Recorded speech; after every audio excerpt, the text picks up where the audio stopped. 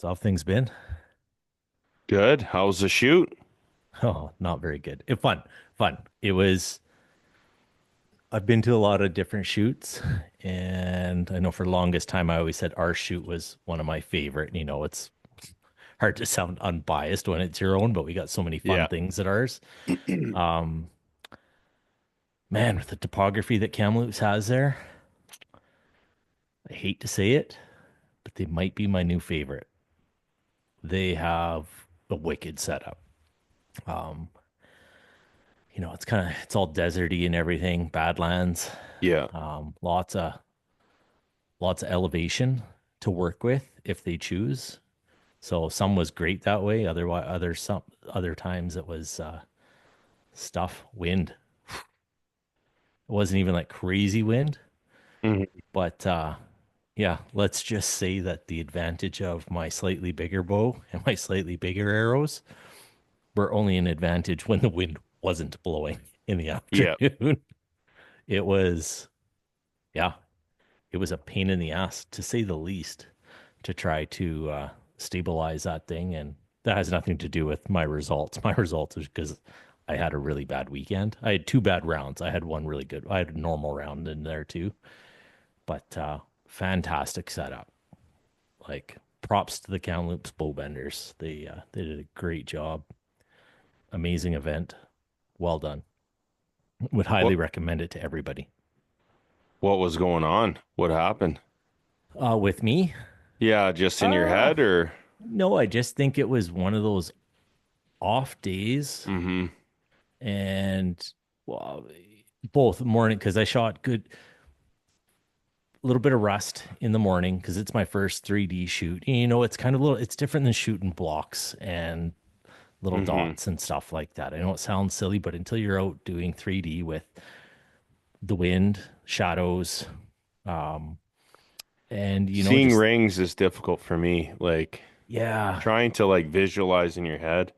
You look at it with your binoculars, but actually seeing it with your naked eye, a like an actual point of aim, that could be kind of tricky yeah. So for there me. was lots of good fresh Like they had lots of new targets. They didn't have any old like hard to see targets that way. Sometimes the lighting might not have been good, but that's the part of 3D that makes it fun. It's you see it through Yeah. your binos and be like, it's somewhere in that area. I'm just gonna shoot. Um, for me, I think honestly, besides the win, like when conditions were good and it was just 100% me, it was just kind of my follow through wasn't feeling clean hmm was the main thing. Um, so yeah, it was just I just couldn't solidify that process from start to finish on every shot. Uh, we did great group of guys to shoot with. There's so much fun and so much trash talk. It was amazing. But we did match play for the first two rounds on the first day. hmm So nobody was really keeping score. It was just whoever won that target. So you could be shooting phenomenal, but somebody, ekes you out by a millimeter. Well, you lost. That's all there is to it. hmm But I kept track of mine just because it was my first one, and I don't have a whole lot right now of 3D shoots. And it's actually my only 3D shoot until provincials, which really sucks, but it's just the way it works out. So I kept track of it more so that I'm not worried about my end score because I always feel that if you shoot well, like just by focusing on your process, the whole 9 yards, the scores will follow. Everybody has bad Yeah. days, bad rounds. What I was mainly focused on was if I had some bad shots that I knew were like me, not like wind, where it's like, whoa, that was crazy. Did you see that arrow move? But if it was me, it's like, okay, shitty shot. How did I respond when I look back at the Yeah. scorecard for the Yeah. How do next you come three or back from four? that? Yep. So that's why I think my father-in-law is coming. I can the dog's going crazy. Um, that's where I was actually happy, even though hmm I haven't had low scores like that in years. Um, like they were two of my scores, I think 174 and 176 out of a 200 par round is basically what we call it, 20 targets. Um, and then, but the actual score is 220 because you count the 11 rings, but 200 is kind of considered par. 11s or bonuses. Hmm. But, 174, 176, there was some bad shots. There's a bunch of fives in there. But what I did notice is every time I hit one of those fives, generally I would come back with three or four good shots. And even the ones that ended up being eights, they were good shots. They felt good. But let's say the wind, I didn't compensate for the wind enough, and it just took my arrow just, you know, Just eked it out it enough to just, make a difference. yeah, it was Yep. just kind of Yep. one of those me like, oh well, it is what this is a learning experience because I've never shot these big arrows in these kind of conditions. Yeah. So it's like it's kind of cool to learn.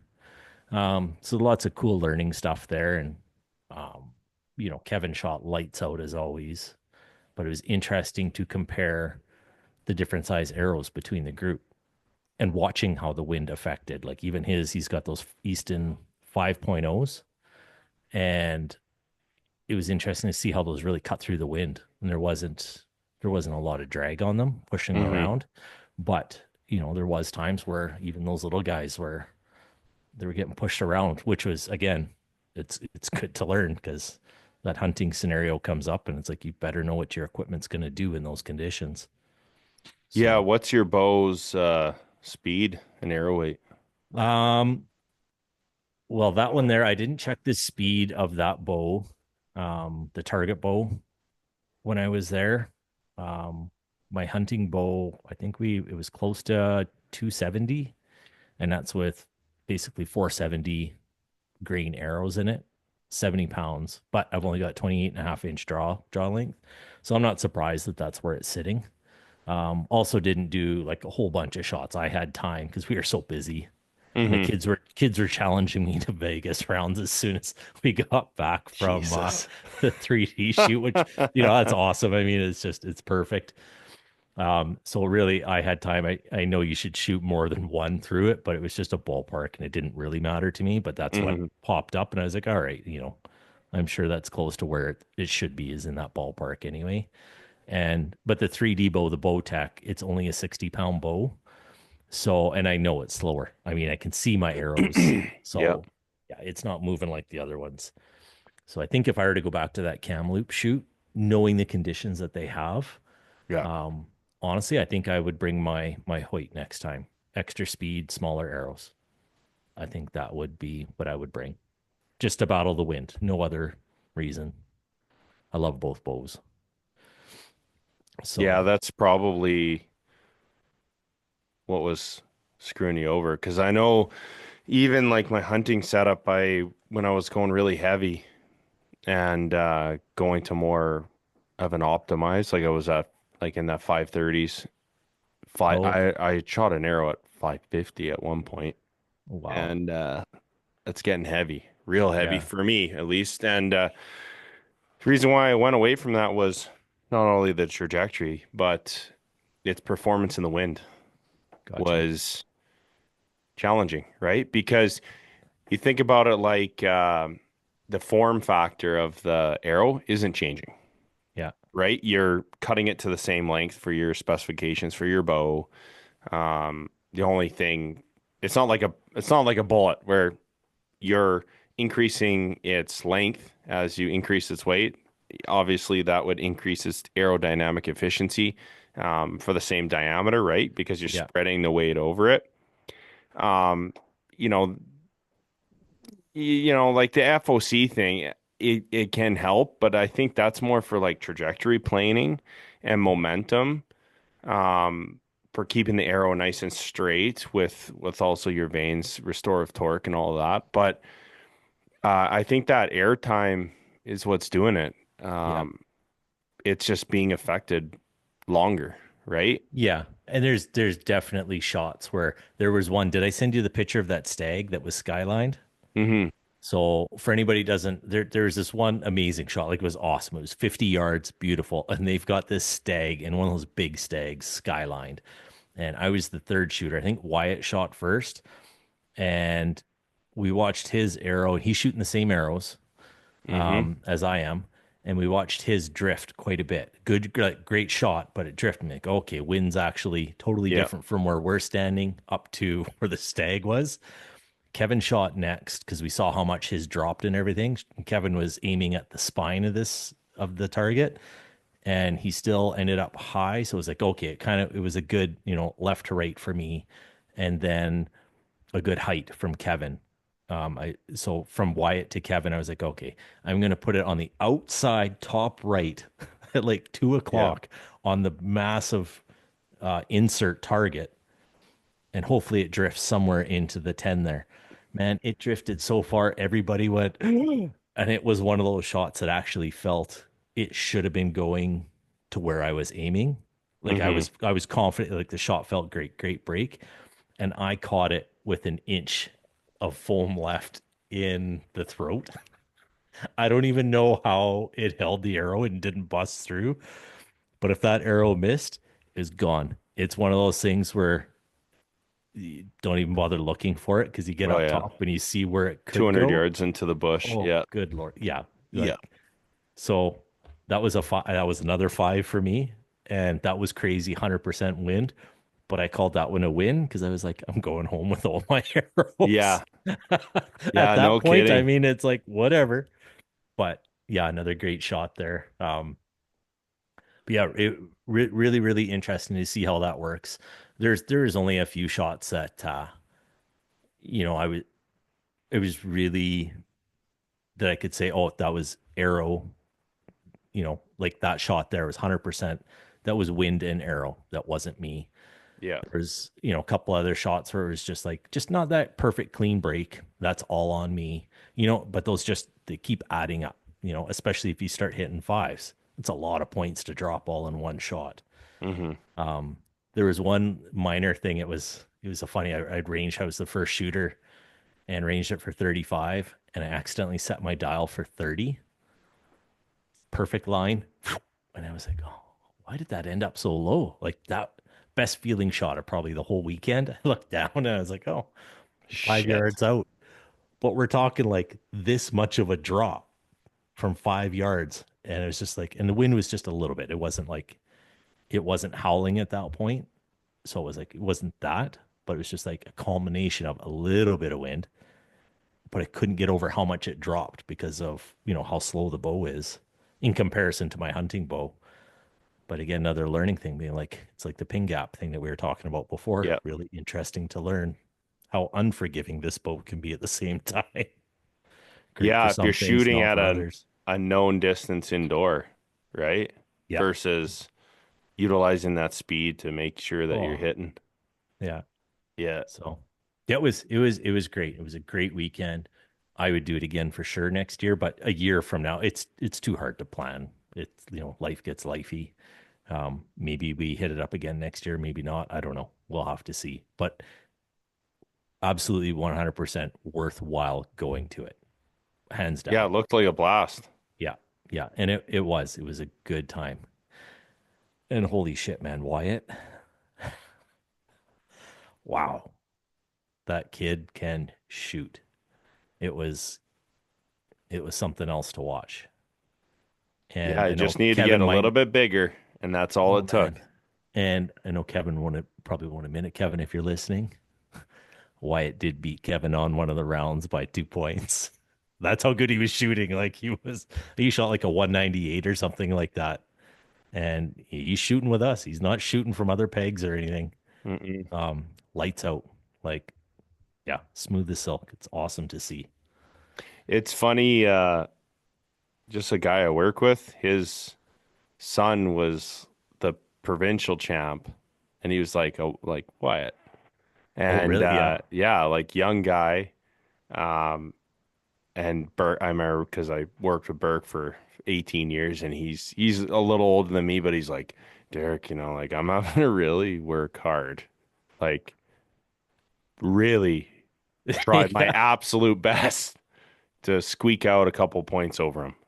Oh Like man. It's he's like I'm hilarious. getting at that point, and it's just like nipping at the heels, and eventually he ended up catching up with equipment, right? That's the Yeah. thing. It's like the little kid stuff and some of the smaller bows are not they're not the best. You're Yeah. giving up some performance, you're giving up a little bit of forgiveness, but once you got into the big Matthews target bows, Oh, it's yeah, time to that was shine. the end of that. Yeah. That's And hilarious. same thing. He's like it's fun, but it's like deep down Yeah. inside, you're like, shit, I gotta beat him. Like Yeah. this is Well, not acceptable. I need to be. I She's like, I'm shooting more. I'm like, I'm buying better shit. He's like, well, when you're making your own money, better scopes, clarifiers, all yeah, sorts of shit. that's It's awesome. it's funny seeing that transformation, but I It's think that awesome. has to do with when you're young and you grow into doing a sport. It's a lot. It's a lot bigger difference. You're able Yeah. to, physiologically even, like your strength and your muscles and how you do things. I think it makes a pretty big difference. So I'm curious to Yeah. see um, how he transitions to like full competitive adult, because that's the Yes. one thing that Joel is his name. Because I talked to him because he was on my site. He was one of my techs, say, for a while, Yeah. one of the contractors. And he had said, the biggest difficulty or hurdle was, you know, um, continuing to compete when you're an adult, when you got your own bills and your own life, Yeah. and, you know, dedicating that level of, because you don't have the same level of free time and you have all these expectations for you to get a job and or Yeah. go to school and do all this whole gamut of things, and you're not shooting as much versus before. That was your greatest advantage, right? When you're younger, you Yeah. got a bunch of time, and then just traveling around, right? And when you're with your dad, your dad's gonna make the time and the money Yeah. and put the energy in, right? Different phase of life, more bankroll, right? You know, Well, not only that, being in Canada versus the States, there's more opportunity to get paid yeah, shooting down in the States than there is here. Like if you yeah, look at Team USA versus Team Canada, there's no comparison. yeah, Like that is your job at that point. And you look at some of these other yeah, countries, and in exactly. Yeah, Canada, it doesn't sound like I can't remember what Kevin was saying that their total budget is for Archery Canada, but I think it's like $30,000. It's yeah. like, yeah, that And the doesn't go very far. population is like nearing half for the entire population of Yeah. Canada does It'll some be form of archery down there. It's wild. it is. Yeah, it'll definitely be interesting to see how Wyatt does. I mean, he's got a great mentor. He's going to learn how to tear apart bows. He's going to know everything there is to know about bows, and if something's going wrong, what it could be. He's not going to be scratching his head. He's already going to have an idea what it could be by that point. So it's good. It's pretty awesome to see. I'll only tell people about, I'll tell them the story about when I used to beat him when he's something. I just won't tell him that, yeah, he's 12. Yeah, yeah, Not when he was yeah. 13, when he Oh was man, 12. when you get that mature mental focus too, because I know I even see it in the boys, like my kids, just with sports and just that level of maturity, It's awesome. intensifying everything. Like the boys did competitive judo for a long time, and um, you see that competitive grit because they've been Yes. hurt before. They've had people hurt them, and they have to hurt them worse Yeah. and throw them harder and put them down and take that motivation from them. And then seeing that later on in life in other sports, you can see like they know what pain is and how to beat people competitively. It's all mental, right? Yeah. It's going through that checklist of like, yeah, no, I've made my dues by putting in the training. That's the pain, right? Is Yeah. just making sure that when you show up, you're prepared, right? And that can be hard. Oh, yeah. But You it's never good really to know see if you're when they ready. pick it up. Yeah, Yeah. yeah, And that's, as a parent, you love to watch that. Be like, well, we're going to see what happens here, yeah, and you see it, you know what they're capable of. But at the end of the day, it's in their hands to see what they do with everything that they've learned or the drive that they've got. And it's yeah, like, let your wings fly, or, and just go. So that's what I enjoy as a parent. I want all my kids to do better than what I've done. So I try to set that standard high. Same thing, be like, that's right. Now it's your job to beat me. Now I'm going to be Yep. happier than a pig in shit when you do, because that just means your level is up here, whether it's in life, Yep. sports, whatever. Don't care. Just do better than me. Yeah. So oh, that's good. So what else you been working on? I know you've been a busy bee. Oh, yeah. It's it has been busy trying to sneak in arrows whenever I can. Trying to, well, I got a lot of things going on at once. I had haven't finished that build that with that barrel yet. That's kind Yeah. of I put all that on the back burner. Um I likely draw for moose, so I got to get my Okay. shit together here. I was looking at the stats here, the historical. It's looking like I could get 60% chance here. Well, that's good. Yeah. So, um, And is that archery or rifle? that'd be archery. Yep. Archery. Okay. Yep. Yeah. I kind So of figured. trying, trying. So just doing what I need to get ready for that bear hunt here. Run out Yeah. of time, but typical fashion. Oh man. Um, so I built a bunch of arrows. I'm gonna alter them too. I got the four super sabers on a wrap. My weight is a little off. It's a little high. Where are you at again? You like the Four, 460-ish, right? yeah, I'm 465. I think I'm gonna trim the wrap a little shorter. Yeah. It's a 7 inch. I'm gonna bring it down, I think, to 4 inches on the dot. Cut them down, and then I did four flats just to see what the arrow flight is Yeah. with broadheads. I'm just curious. I've never shot four fletch. It's not something that typically I do. Four fletch, 2 degree offset helical to the right. Yeah. Um, and the wraps is just solely to I think. Well, my eyes, like some people, they like pink or red, or I don't. It's all yellows and greens for me. I can see Yeah. that really well, Yeah. but just for the areas that I've been hunting, green was harder this year. It was hard to see. Is that because of where you were or Yeah, because you're getting older? a little bit of both, Okay. but yellow I find in low light I can see really well. Oh, okay. So I'm kind of switching over from like that lime green to yellow, and Yeah. that's strictly what it is. It's just so I can see my arrow after I hit something, right? Yeah. And and I think I don't know. I'm gonna shoot around Robin, see how they perform. I'm gonna put some broadheads on it. It's like cut on contact broadheads. And the same thing as you, like do a little bit of broadhead tuning, Yeah. 60, and then I'm gonna shoot them at 100 yards and Okay. see what happens. So, we were talking about this earlier today, just that process and how you really need to figure out and reduce the environmental impacts on what you're doing. That's something that I've noticed in the past where like you were doing some broadhead tuning and you were good out to 50 and then you're starting to see some issues at 60 and beyond. And I've had that too before where I felt like I was kind of chasing my tail a little bit where I'm doing a micro adjustment on my rest, very, very minimal because I Yeah. was always having a left impact with cut on contact and my field points and mechanicals would always be right in that zone. And I'm looking at my tune, I'm looking at my arrow down my cam, shot the paper, no issues. But it was still plain left sometimes, right? Or plain off.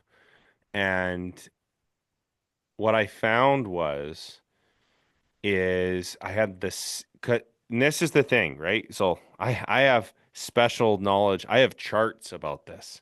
At work, I get like we have a supercomputer, like one of the fifth most powerful computers in the world that does like analysis of wind, uh, direction, analytics, intensity, all of that data. So I have access to that information. And in my area, a southwest west wind is 90% of the wind. So 90% of the time, I'm encountering the same wind and wind direction, and whether it's a variance of the speed doesn't matter, but it's a southwest wind. Well, guess what southwest wind does? It Hits pushes it to the left. left. Yeah. Hits left, right? And that tune issue as well, it would intensify that.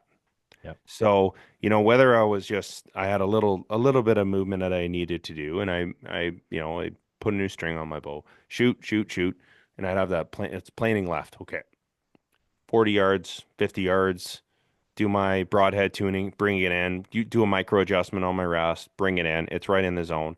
Start shooting a little bit farther, and it starts drifting. Now, what I've done to try and figure out what's going on there is when I'm walking and picking up my arrows, I have a little wind checker, and I'm constantly checking that because I found that when I was shooting in a sheltered area, I'm not getting that feedback of the wind on my face or that like, Yep. oh, that's a gust. Like when it's really intense, yeah, but that small amount, and I am hitting a little bit left because I'm a little bit out on my tune for my broadhead tuning, and I would plane left even worse, right? Gotcha. Yep. Because the wind was increasing that hesitation back to that center point when it's pitching off a little bit. And that's what I've done is like, if I'm at 60 and I'm hitting left, I'm checking with a wind checker, seeing what's going on and making damn sure that I'm not having some wind affect my tuning process. And then I'll shoot out at 100 to confirm. Because to me, like oddly enough, I can, and you can probably attest this, I can probably shoot comparatively well at 100 yards versus 70 or 60 because my limitation for me personally is my eyes. Yep. It's not necessarily my shooting or even like my shot process or anything like that. It's my eyes. I don't like hunting with glasses, and I'm on that zone where I kind of need them. It makes it very crispy at 100, but that dot's kind of blurry anyway at 100, right? Versus 60, it's like it's the same to me, right? Like I'm Yep. still just putting it on a dot. So that's that for me. Like I'll have groups sometimes, and it makes no sense to me that are roughly the same size at 70, 60, 70, and then I'll shoot another tight group at 100, and it's relatively similar. But what Yep. it does for you is it does two things I found, especially with like anything other than mechanicals, like if it's a big single bevel or even the micro Hades has this effect. You need to tune for like but like tune your rest, but also move your tape for your 100 yard. Depend if you're going to shoot cut and contact broadheads solely for hunting, you need to factor that in for your drag effect as well. Because I Yep. notice at 100 yards, whatever my tune is, I'll really notice it. It'll be off to the left or the right or wherever, but then it'll also be low Yep. because of that additional drag. The micro Hades are probably the best though that I've seen personally. The three blades um, for arrow flight, they're incredible. Like It's I can shoot them pretty much as well as field points, but like you say, there's those additional steps when you're tuning and then double checking at 100, just as like a sanity check, and yeah. shoot them with broadheads because if they're grouped together, then you damn well know that arrow flight is compared. It can compare to what you're seeing at Yeah. 60 or 70 for your tune. Well, I am thinking about like I shoot the four blade from Grim Reaper, which is just the Hades, Yep. and I'm going to Calgary this upcoming weekend. I need to get another pack of fixed blades because I got enough mechanicals. And I have been considering just getting a pack of those to compare them side by side and see how they fly. And the other thing I want to compare is like we were talking, like I was broadhead tuning the other night. It's bang on with fixed blades, and field point is in, excuse me, an acceptable. It's within an inch. I'm not, it doesn't bother me, even if they're hitting the same spot every time. I'm only shooting that bow for hunting. I don't care what field points do, but I know that the tune's good at least out to that distance. But what I want to check on is we're shooting these new Super Saber vanes for the first time. I don't have any experience with how they steer these four blade broadheads. I've always been a four fletch person, so I know what my old arrows would do or my old setup with the big Max Hunter vanes. Mm-hmm. So it'd be interesting to before I change or build a couple arrows next week. I'm not going to change anything for our hunt. The bow is shooting great for that. We're only Yeah. shooting probably 30 yards max anyway. I'm perfect out to, and when I say I'm off a little bit at 60, I'm talking about I'm griping at 2 inches. Yeah. I just know it should be hitting middle and I can see it planing left or right 2 inches. So we're talking minor stuff. I'm not worried about it for this hunt. We're shooting out of tree stands. Um, but when I get back, I want to experiment between shooting the 3 blade micro Hades, if I get a pack of those, with the exact same setup as the 4 blade, see if there's any planing at all, just as a total experiment. And then I'll build a couple arrows, exact same, except with the 4 fletch in the back, just to literally watch Yeah. arrow flight. Because that's the only way you're going to know. Because there's always, there's always people that'll tell you 3 blade, or sorry, 3 vane is the way to go. You'll have other people, they swear by four vane. Well, the best way to know, Shoot it. put them on identical arrows, shoot Yeah. and find out. Especially once you know your bow is tuned good, all that kind of stuff. You you're on a level playing field. Just pull the other arrow out, take pictures, do a couple measurements, have a Mm-hmm. buddy stand behind you because sometimes I don't catch the veins until it's farther down, but the person behind you is able to watch the whole flight because they're not focused on the target. They're literally watching. And if they go, oh no, it was planing from the get go, it just didn't show. Well, okay, then you got some other stuff there. So yeah, I am kind of looking forward to that comparison. I do like the flight of those Super Sabers. They're quiet. Like I've noticed a difference, but I mean, I am comparing them to the Max Hunters I had too. Um, Which are loud as shit. yeah, Yeah. but Yeah, man, can but they're I can, loud because they're doing what they're supposed to be doing, which is yeah, restoring the torque of the arrow, right? And spinning it up. There and is man, something weird with that too, though. Um, like going from 3 to 4. I've always been told, and this is my dad's friend was a high level target, like national champion for indoor and outdoor, unlimited. And he had said if you're having tuning issues, or say like you're having some sort of arrow flight problem with your broadheads, yeah, then do a 4 fletch. Then try that. A lot of guys will just say run a 4 fletch and be done with it, right? yeah, Um, but he had said that's the only time he would is if he was having some issue, because it's not every bow, not every arrow setup is going to have that's the right. same issues, right? Um, so he had said, four veins if you're seeing something that you don't like, and see if it cleans up the arrow flight. Yeah, Other than that, 3 is fine, well, that's fair enough. right? Or if you have clearance problems, right? Yeah, But that's just it. That was the only reason, because otherwise you're giving up a little bit of speed. You are getting noisy. Like I think I had watched a test, and it was Super Sabers.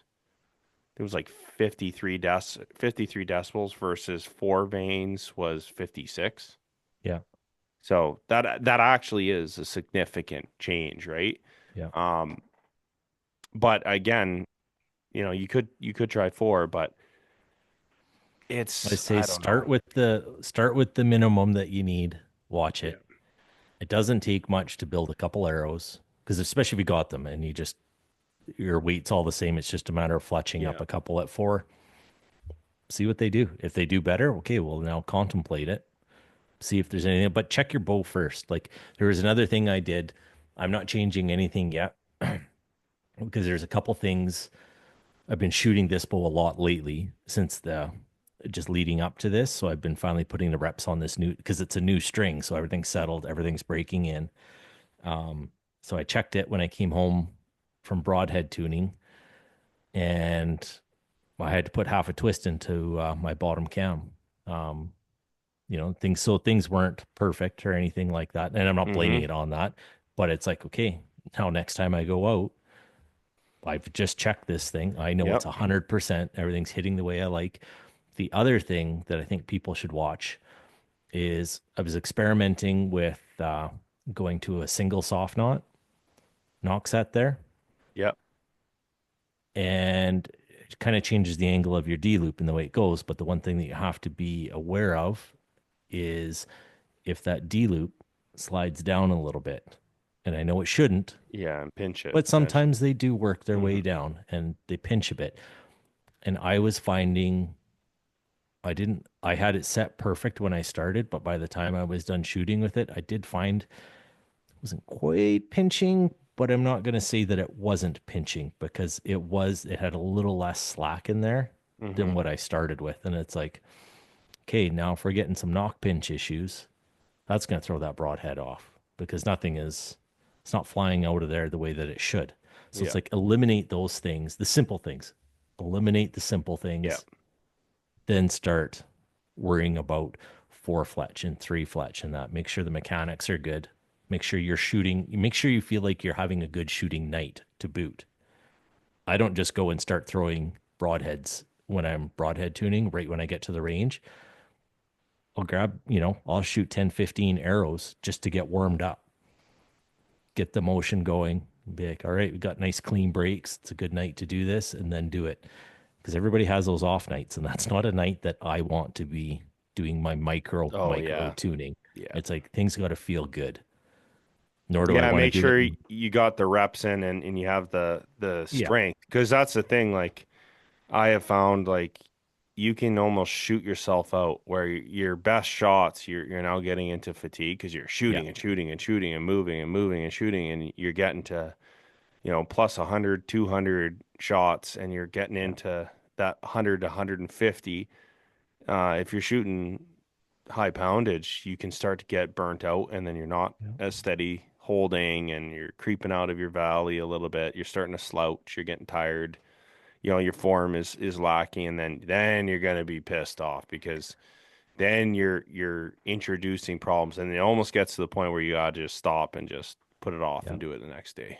And I bet you the average person, average across the board, working stiff, probably honestly is only going to get maybe 30 good shots, maybe 40 Yep. good shots, Yeah. because most people don't either have access to a facility, a field, or an area where they can shoot every Yeah. day.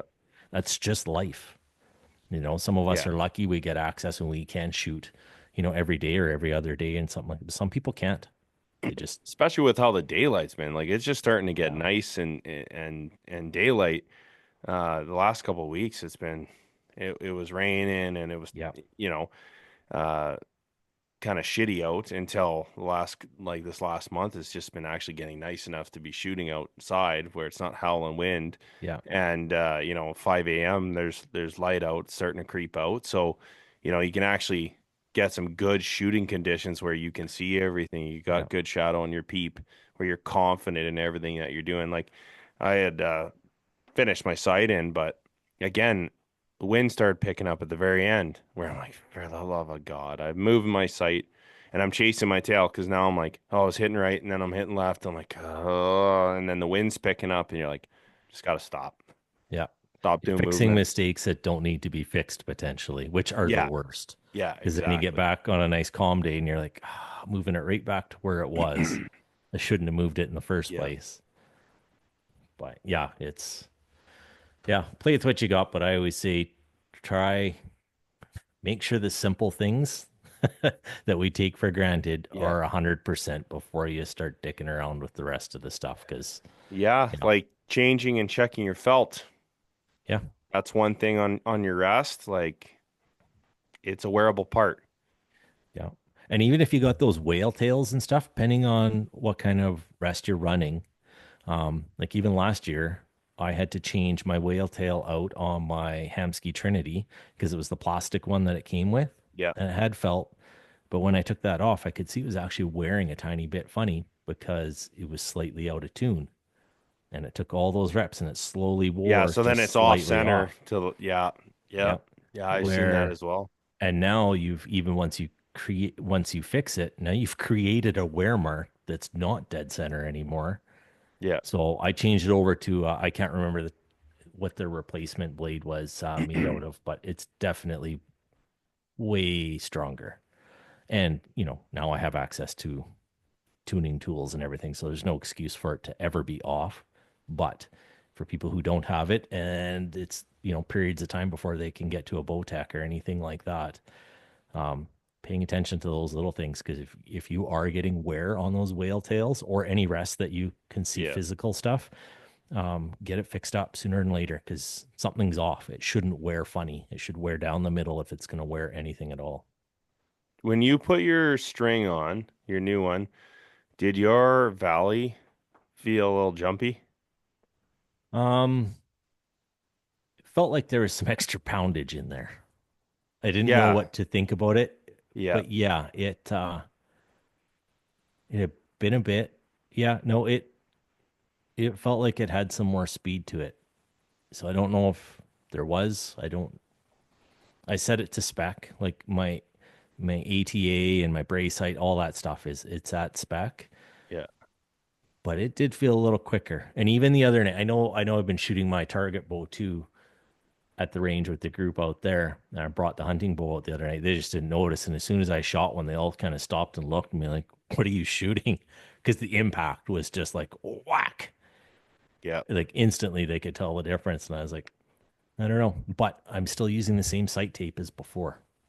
Yeah, that's me too, right? Like Yeah, it's very similar. It's like damn near bang on, and but my valley is really, really. really short now. Yeah. Like comparable to my turbo, and And it's an everything ultra. and everything's Yeah. set to spec. Yeah. Interesting.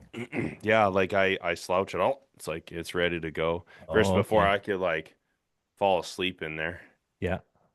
So I'm kind of I don't know what to think about that, but I'm I liking did them. lose quite a bit of poundage with that factory string, but I'm hoping that I'm not some weird spot on the draw cycle where Oh, I my gotcha. yeah, where maybe because I don't know about you, but like when I bought my bow, I shot the entire line, like the PSE, the Mach 34s, and the Bowtechs, and uh, all the Matthew stuff. The Hoyts, it was the VTM at the time, and the RX-7. And depending on the configuration of that bow, I was at different points in that draw cycle where I would get a hump where I feel very comfortable, and it was Yeah. very pronounced. Like I would wonder, I'm wondering if because those cables are a little shorter potentially because they're not stretched out, that if that's changed the dynamic of my draw It'd be to where interesting. I'm a I'd little bit also be off curious kilter. on some of the ones that you tested out. Like I tested out like 10, 12 bows as well with mine. And mine, for my draw length, I'm never at 28 and a half. I'm never at the very top end of a cam. Yeah. You know what I mean? I'm always, I still got some room to grow. Yeah. And- Yeah, I don't think we're but growing other ways. We're not getting taller and arms that's right. longer, you know. But it Stomach makes me gets a little wonder. bigger. That's about it. That's the only growing that we can Oh, do. man. Yeah. The Oh, rest good it's going to be Lord. shrinking. So we're into Yeah. the shrinking phase. Oh man. Yeah, I Yeah. am shrinking actually in height. That's a whole nother story. Yeah. But it makes me wonder too, because I've talked to different bow manufacturers and their cams, like where their max is for their Yeah. draw length and everything. And then it's like, okay, so it is nice if you can be at more of the top end of those um charts, if you want to call it that, because Yeah. now you're maxing out the potential. But then that makes me wonder too if, well, with your monkey arms there, are you at like the max of Yeah. those things, and then it's like any little thing that's off kind of puts you, instead of sinking into that valley a Yeah. little bit more, you're like you say, you're kind of in there. I think we've talked about it a few times that, some manufacturers, just the design of their cam that year, give you Yeah, a Hoyts little are extra especially length in like there. that. Hoyts are they like it's significant. They are really susceptible to that. You want to be at the top of their mods if you can, Yeah. just to get the maximum performance. And now they have like a full mod. It's different now again, but yeah, this is I'm on a mod too, and I'm right at the top. And I had found that even with like the VTM and even the newer stuff, where if I'm not at the top of that cam, that hump at the back it's pronounced. It's to the Oh, point where okay. it like shut my bow arm can shudder a bit Yeah. versus like this one, it's like same thing with the new lift axis. There's no hump. It's like I'm there and I'm solid. Oh, So I and but but the Hoyt, like the older stuff, VTMs and stuff like that, I'd pull back and I feel like it's just off. It's just not optimized for my draw length. Because I'm either at the top end or the low end. On that one, I had to be at the very bottom of a mod 3 in the VTM because the mod 2 was maxing out, I think, at 29 inches. Um, so I'm at, the 30 and a half, 30 yeah. on the bow, and then I use the D loop to extend it a little. Yeah. But I have been thinking that I'm compressed even now. I think, and like half an inch is quite a bit of distance, but in a Matthews, I can shoot a 31, like That's all the way funny up how to that like, works. yeah. Oh, yeah. I think it's a grip. I think it's how that the Oh, grip dynamic is. I think that's for me, that's what it is. yeah. Just how where my hand is bulky because in a Matthews, like in the past, the Matthews bows that I've had, I shot 31, Yeah. 31 and a half. Like in my PSE, I was 31 and a half. And yes, I was Interesting. a little extended. But in my old PSE, it was a 90-pound bow. So, That's, like yeah. I have to be, you would have to be solid. Otherwise, you wouldn't even be able to shoot. But um, I feel like now that I got that new strand, I might be a little bit compressed. I was talking to Kevin about it. Might be a bit compressed. That might be fatiguing me. So it feels like I'm not at my strongest point with my shoulder fully extended. Maybe I'm Af- compressed. After our hunt, I mentioned you don't want to screw around with it too much right now, but after our hunt, have you ever thought of maybe untwisting your cables, just to Hmm. try it, just to see how it feels, just a turn or two, just to see if Yeah. it gives you just a little bit. It'd just be interesting to know if that changed the feel of it. I mean, you don't want to do too much because you don't want to wreck your tune, but It's very firm. very, Now, right now, it's firm. yeah, Like it's firm. Back wall is firm. Everything is very tight. Like I feel fast, gotcha. and it feels very like turbo, like my turbo. As soon as and it doesn't bother me because it like 85 percent let off is nothing. Because that other thing is 70, so you're holding 20 pounds almost on that one, or it's like I think it's 18 or 20. Yeah, Um, so it feel like I'm familiar with it, but that style of bow, you don't want that. yeah, Like it's a big bow, it's an ultra. Like I want it to be comfortable to shoot because that's the whole point of why I got that. It's not a speed bow. yeah. So I don't want to give up speed for the design and it's not even comfortable. So I'm gonna have to figure something out. I wonder if my draw length is a little too short for me right now. And that's making it feel a little uncomfortable. How's your But string angle being maxed out on your face? Is it working for you still, or does it feel yeah, off a bit, or it still yeah, feels it good? like it always is when I do a string change. It's a little off, like a Yeah, little. Um, and then you just kind of work with it. I find like it's not usually like perfect because those factory strings like they're stretched to shit. yeah, like going from 74, 75 pounds. Now I'm at 69 because I had noticed that at 100 yards, I just see my arrows are just planing low all the time. So I Yeah. adjusted everything. Um, but again, I think that's what's going on. I need to shoot it a bunch more because I haven't shot it very much. So I got to shoot it a ton. Like normally when I be at like because I went with Jordan did the tune on my bow and all that with me. Um, but we're not shooting at a range, right? Yeah. Versus like when I've went to Jim Bows, like I put 200 plus arrows down range before I Yeah. leave because I don't want to leave, right? But you can't do that when you're at somebody's place, right? In their house. Yeah. I'm not gonna put 200 down in their basement. Just like, yeah, go hang out with your wife and kids. I'm gonna be down here for a while. It's just like this. Yeah, Oh, I hear everything's you. shooting great. That's good. I think it's just it could be just the material too, right? Like Yeah. it's tight and maybe I just have to get a little bit more strength in the right spots. But I'm shooting lights out. Like That's awesome. I'll send you a picture. Like I shot my last group after I sighted in, shot like that with broadheads. So at Nice. 60, I That's mean, nice. yeah, it's shooting great. Shot a group probably about that big at 100. It's just it is feeling a little bit different. I Yeah. think ultimately too, and I was talking with Kevin about this as well, and he had warned me uh to get rid of my slow like pause low problem, my hourglass pause low Yeah. problem. I'm probably gonna have to get a back bar. Oh, yeah. But he said once you shoot it with a back bar, it's Oh, over. You're always going to be shooting with a back bar. You'll oh, yeah. never not be able to shoot with a back Even the bar. changing. So here's something from today. And it wasn't my back bar. It was my front bar because I took everything off and put on my hunting bow, but I wanted to go in the backyard today. And I was like, no, I just want to pull out the bow tech. So I Yeah. put the bars on the other one.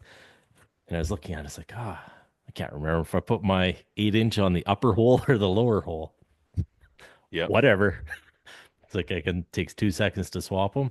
Put the 8 inch on the top hole and just my little stubby on the bottom. And I was like, fuck, I'm shooting low, like all in a group. Like, what's going on? Wonder if I got these in the wrong spot. I took my stabilizers, Yeah. swapped them on the front, just because everything's been tuned for a certain balance. I just Yeah. forgot which place they went. Boom, X. And I was like, huh, well, guess I'm gonna have to remember that before I shoot somewhere in a competition. Make sure they're on, they'll be on properly. And next year, I plan on getting another set so that I never have to take them off. What bow has what on it Yeah. stays on it. But right now, it's just I've invested a lot this year, so it's not a big deal just to swap bars from one bow to the other. It takes 2 seconds. But yeah, crazy the difference in just the balancing once you have it set and you put it in a different Yeah. spot, how off you can get. But Even the back like bar was a huge change this year. Huge change for the yeah. positive. Like even with my quiver. Like so I Yes, was shooting without a quiver and I was shooting okay. I put that quiver on. I turned into a fucking beast because I'm so used to that weight. just the way it is. It Yeah. makes me so much more solid for whatever reason. Because it's not a back bar, but it is creating weight. I don't know if it's because I have my bow where I have to counterbalance it in a little bit. I like having, so this is something I've noticed. I don't know if you get like in the target world have noticed this, but I don't like I like my bow to be close to balance, not Yes. completely. And I'm a right-hand shooter. So I like to have where I'm turning it to the left because that's strong for me. Yeah. So I don't like to be tippy. Gotcha. And in the wind, I've noticed if I had it perfectly balanced, I'm a little bit tippy. Yeah. So I like it to where I am almost biased slightly. So I have muscle engagement to slightly level a little so that I hold. In the wind, that's helped me because in the wind, then I already have biased Yeah. towards holding it level versus I'm tipping lots and then that wind is really affecting me. Just and it's very small. It's just enough to where like I'm not having to work to put it in level, but it's so close that I just me holding it in position, I already have a little muscle tension, and Yeah. that's helped me to fight the wind because the wind is so critical in my area. Like Yeah. everything I do is all about wind. That's just it. That's just the way it is. Yeah. Really weird. Once you get that back bar on, you're going to notice that you can how micro adjustable you're going to get it. I've got mine set right now, so I come it's pretty damn close to level every time. Yeah, I don't have winds like you on the average day. Yes, we have lots of wind, but not like you where you are. There's yeah, no comparison. Um, but that back bar, being able to, do your left to right and be able to adjust it up and down, man, you just got to shoot, shoot, shoot.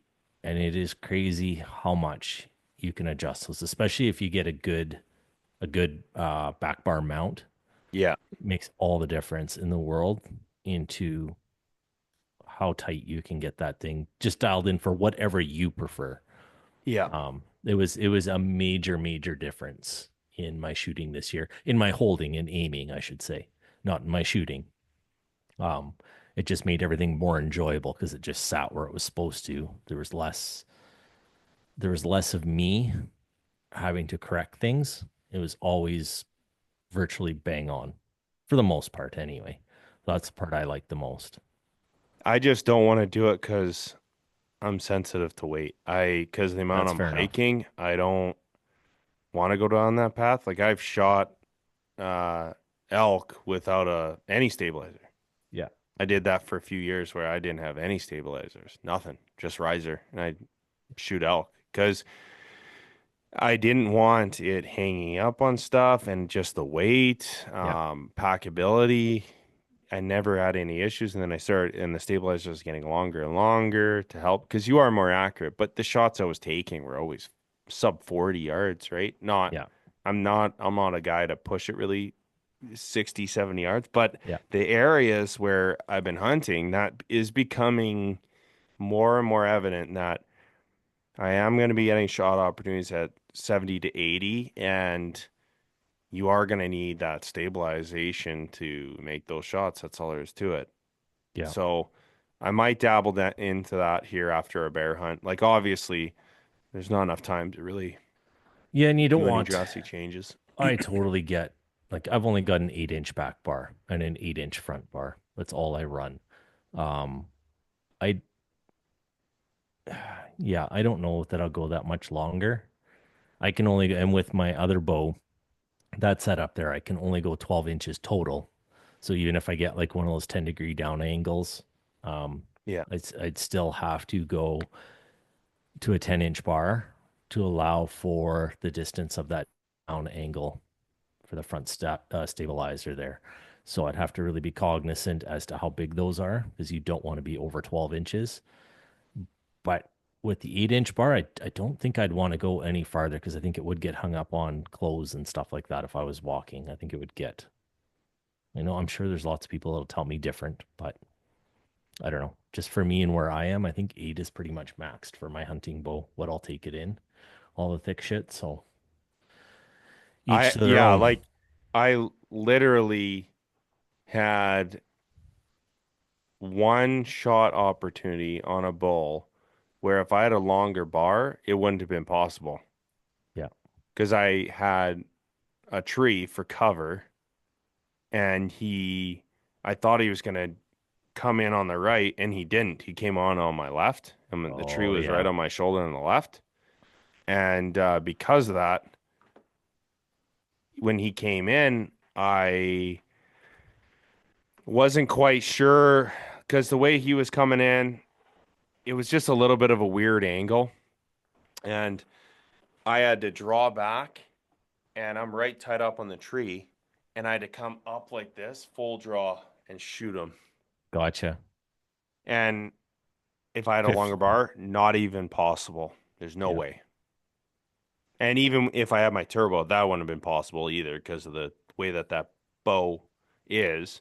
I had Yeah. to draw back, and I thought he was going to come across me, and he didn't. He came to my left, and I have a tree, big tree, big black spruce tree to my left. I'm like, shit. And we're like close. Yeah. Come up. and come all the way over and then shot him at 40 yards. And Yeah. it's like, what do you do, right? Like you can't predict everything that you're going to see out there. But that's the thing, though. It's like now that when something like that happens to you, now it's always in my head, like, oh shit, now I don't want those big bars, like a 15-inch bar. I don't Yeah. know. So be You know, honest about where you're going to hunt. Be yeah, honest with yourself. Yes, they make you more accurate, or they can make you more accurate. Yes, they're great for a lot of things. And yes, some of your friends, like Kevin, might be able to use them and utilize them in yeah, their specific areas, but it's possible you might not. It might be more of a yeah, hindrance. Potentially. Potentially. I'm not going to say it is. yeah. Just depends on where you are and what you hunt. You And have to yeah, figure and that and out. like what you're doing, like my one buddy, like his quiver is off immediately. As soon as he goes on a stalk, it's off. Like Really? you're not, I'm like, that's different, right? Because he's always mule deer, mule deer, mule deer. And I said, I'm like, you know, don't do that with elk. Like, you can, but like I've had that where, I got a lot of buddies that do that, where Oh man. they hunt mule deer solely and they get their quivers off immediately, whether they're running the equivalizer or like the I think To me, one was running the knock on oh yeah, yeah. brand, and they get that off and they either just put it down and then they do their stock. Like, don't be doing that with elk. You need those arrows. I wouldn't do it with anything because what if something happened? What if something stupid happened and you needed a second arrow? I don't know, man, And but now that you're looking so back at your quiver, you're gonna regret that. yeah, so you got to make sure that you understand like what their style is before you take Yeah. advice. Like if you're adopting their style, yeah, but like that's not my style. Like with elk, it is front. I have had some encounters where from the time I had my first encounter trying to get that bull to come in to where I killed them was like kilometers. Yeah. Like like I had one where I dogged this bull. He spotted me, like some movement. He was super steep uphill. I didn't take the shot. I could have killed him right there. It's 40 yards. I just didn't like the undergrowth, the sticks and shit. I Yeah. didn't like it. So I was full draw. I could have pushed the limits but he was moving too much too. And I didn't like that either. You know how it is. It's like Yeah. you don't get a hit on the vitals. I'm not shooting that bull. That's all there is to Yeah. it. Like if there's even a chance where something weird could happen, no, not good enough. Not going to wound a bull in plus 25 degrees Celsius. Yeah. Hell no. So keep calling at him. He goes up a ridge. By the time I got on him, it's ridge, ridge, ridge, ridge, ridge. And then I'm like, I'm in a completely different area hunting Yeah. it now. Like it's still the same zone, but it's like, you have your core valleys and big draws. I'm like, I'm Yeah. 2 valleys over now. Like I'm not going back. I can't. So that's always on my mind. Like when stuff or you shoot a ball, having a double back, grab your shit. I think there's a very mule deer style Yeah. thing. So those guys I've noticed typically have longer stabilizers. They like that because it's stability, Probably and they helps not have win too. yeah, and they have the time, and they're not like moving dynamically as much. Yeah. So that's where my head's at. So guys, filter that through what we're saying. Like for me, I'm like an aggressive movement guy. So when I'm trying to force a situation with an elk, like I'll just like force it. Like I'll sprint up and arrow them. Or I've had one where I drew back and I just started walking to them. I had that once on a bull in a mountain zone where I had my kids with me even. I buelled him into 30 yards and there was no shot. Put himself right in the middle of a bush. And it was like, well, he's gonna bust us in probably 5 to 10 minutes. We're just like the wind's gonna change and we're done. So I'm gonna force the situation. I'm just gonna get super aggressive. I remember I drew back and I looked to the ground and I walked as he's bugling and I forced that situation. And I'm like, okay, this is it. And I just popped around a corner and put an arrow on him. Just kept walking until I could kind of see his vitals. And then that's how I got that situation. I don't know if I could do that with a bigger profile because Yeah. again, you're in sticks. You could hit stuff. It's just a different mentality, right? Yeah. So No, I hear you there. Hear you there. so I might dabble with like a 12, I'm thinking a 12-inch stabilizer with a 8-inch back bar. Like I think I might just order a Quattro Hunter's kit. Yeah. They're freaking expensive though. I think they're like 380, 300 For everything. bucks. Yeah. My It's goodness, carbon is expensive. Or I might get a kickstand as well. I think that's going to be my next uh Father's Day gift. Usually every Father's Day, my wife gets me arrows or gets me a string cable it's set. good. So that's a pretty good way of doing it. I I think recommend so. guys get a new string every year, or if you're shooting it out sooner than that. But the average guy every year. Yeah. So that's what I'm going to be doing here is just dabbling a little bit into that once we're done our hunt, obviously. Yeah. Yeah. Um, Same with me. I'm not going to push my limits. I'm happy where it is. Just going to check some stuff out. We're going to go shoot some bears. We're going to have a great time. yep. Super stoked. Super stoked on this trip. Yeah, you're going to hear that whack and you're Going going to to be hear that addicted whack. and you're going to do whatever it takes to hear that whack again. Yeah. That's how it is for me. It's like like I feel like on one end I'm like a very conservative guy, but with archery I'm like the hippy dippy, like it's almost like artistic, like it's a Zen moment. It's like martial arts. It's like spiritual almost. Like to get all the things you need to do to execute a shot Yeah. perfectly, it's there's an art to it. There's a process. When you have an animal in front of you, it's not Yeah. you're not like staying like mentally staying calm, staying in the shot. I actually it's funny. I shoot better on animals than I do at the range because I am so conscious of my heightened awareness of like everything going on. So to calm myself down, I'll always shoot in a normal exhale. Like I'll get my breathing into patterning where it's like forced Yeah. to control my mind on my breathing, like, because then I know I can like figure out my shot bounce as well. And I'll Yeah. do that with rifles too, because you can get amped up. Like I had one time, I got the crate, and I'm usually really calm. And I'd been looking at 180 deer, and I didn't get buck fever. Then the scabby, not little, but 160 is in front of me sleeping.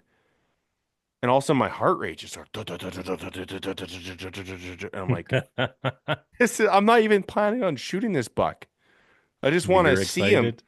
And it's just like this adrenaline dump out of nowhere. And it's like, oh, it's still there. There's Yeah. still something there. Because I didn't even get that when I drew back on a 200-inch deer. I was calm, completely calm. But so you have to but it's because I was doing something different because I wasn't that concerned about this Yeah. deer. So I didn't control my breathing. I didn't calm myself down before. That's actually why I like elk, to be honest, because the jitters are gone. That's why I like calling them Yeah. because I can hear them coming in. And by the time you have the encounter, you're way down here. You're like, That's what I feel yeah. too. It's even though I haven't shot one yet, I've been full draw. I've had the whole 9 yards. And that's what I find. The excitement is as they're coming in. Yeah. Once I see fur, it's dead calm. It's like Yeah. business time. It's Yeah. like the excitement was that whole battle getting to that point. Yeah. And yeah, I don't get shaky at that point. Even at full draw, the heart's pumping up till then. And then it's like, Yeah. Gives you it's go your time endocrine and now. your nervous Yeah. system time to digest what's going on, Yeah. calm down, and start. And that's why I like to like elk because it's like highly movement related, right? Like Yeah. you're calling, you're moving, you're doing stuff. So it calms me down because I'm thinking about, I start thinking again, right? Not just reacting We're to gonna see that how you're moment. gonna react then Yeah. in a I'll tree be, I'll stand. be, I'll be calm. I'll be calm. Bears, I'm always calm. Yeah. I got no skin in the game. I'm an Yeah. antler dude. Yeah. I'm an antler junkie. I'm addicted to antlers. With It's fair with enough. bears and stuff, it's like it's awesome, but I'm like, no, I can say no more. with elk, I'm like, I have this voice of my father in my ear, shoot, shoot from a kid. Like that's what my like. Oh, that's a good. I've been in the crosshairs so many times on deer where I've shot some good whitetail, but it's so funny because like my dad is still in my head where he's like, Derek, that's a good deer. Get on that deer, Derek. He's gonna run. And I'm always thinking about that. It's playing in my head. I'm like, you got to do it right now. So that's why I don't hesitate. Is just Yeah. I got this other thing going on. It's like, yeah, you got to do this. If you hesitate, you'll lose the shot. Like you got to get her done. Like push up, get it done. Yeah. You know. Absolutely. So with bears, when it's like I was talking to Kevin, he's like, oh yeah, you'll be like watching them for minutes. I'm like, what are you talking about, minutes? Because even like when I encounter bears, it's I'm usually calling them in Yeah. with cow calf call, and like they're not coming in to bait. They smell a human, they're out of there. Yeah. So this is gonna be a blast. I was talking with Landon about it, and he said it's like you work hard to hunt easy. Like Yeah. it's That's a good way the to put it. work, the bait is the work. You Yeah. work super hard to hunt easy. And the hunt easy part can be challenging because of the fatigue of running baits and getting up Yeah. early and doing what you need to do, and you're sleep deprived, and you have to continually be running these runs of baits and doing everything you need to do to keep the bears there on this pattern before those, because you don't want them to bump, because then you need to know, okay, well, this bear's been hitting this bait. You don't want to change that pattern Yeah. so that someone can do a sit, right? Um, I got some expectations of myself for a certain level of bear. I want to shoot at least like a 5 to 6 footer. Maybe if we can get into like the 19-inch skulls. I'm not super picky when it comes to this stuff. Yeah. That 350 and up. Yeah. Just a good mature bear. But that being said, like I told Kevin, I like the weird shit. Yeah. I want like a black faced bear. Like I like that look. Not the stereotypical look or, a cinnamon, yes, but that's less likely. But I just like unique things. So if I see something unique on a bear, that's what I'm gonna go for. Like or big diamond Yeah. white patches, stuff something unique, and in a good mature boar. Uh I think it might take some discipline from you and I, because I Hey, know we're man. both going to be a little trigger happy because for me, Well, I don't yeah. have that many encounters, right? It's not like that. For bears, couple encounters, well, some areas it's worse than others, but uh, it's not like you have choices here. This is going to be weird. You have choices. So so Well, Kevin was like, I hope he doesn't shoot the first bear that comes in well, I told him I first would. night. I had a talk with him about that.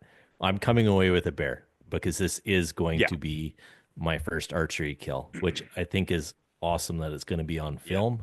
Because I don't care. I'm sorry, it's not for the rest of all you listeners or watchers or whoever's going to watch Kevin's film. I don't, whatever. It's like a big photo album for me. It's going to be the whole trip is going to be memorable, but to have Yeah. that on film, that's for me. And, to share it with you guys is going to be epic. But I did tell him I'm not looking at, that 100-pound bear. I'm looking for a mature boar, Yeah. like, Yeah. but I'm not holding out for, that 500 pounder. I don't, No. And I'm not picky I'm not either. there. Like I'm coming home mature with some boar. meat Yep. and a lot of great memories. That's what I'm going for. Yeah, exactly. I think more than anything, the biggest challenge, it's not going to be the bears, it's not going to be the bait, it's going to be the freaking bugs. Yeah, I think It's going to so. be the bugs, man. It's Yeah. going to be interesting. Yeah. I'm going to be bringing lots of Thermacell fluid and Yeah, me too. probably some spray for the ticks and stuff just to help. Yeah. I know it won't solve it, but it'll help.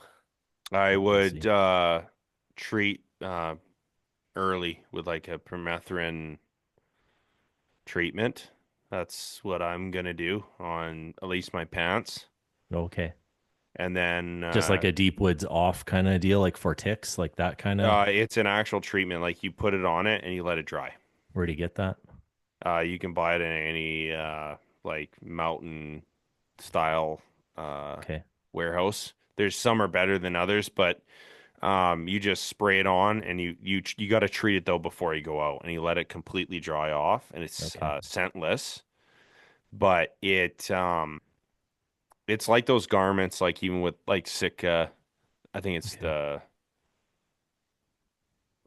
First Light as well, I think has it. And Okay. then the Elimintic as well. Well, It's maybe embedded within the garment. maybe we'll chat this week as to Yeah. some different kinds as I'm coming to Calgary. Maybe I can find some there. I don't have any selection of anything here. Yeah. Um, Talking with Landon though, it's not so much walking in and in the stands, it's when you get a kill. oh, because they're It's on the bears and retrieval. stuff.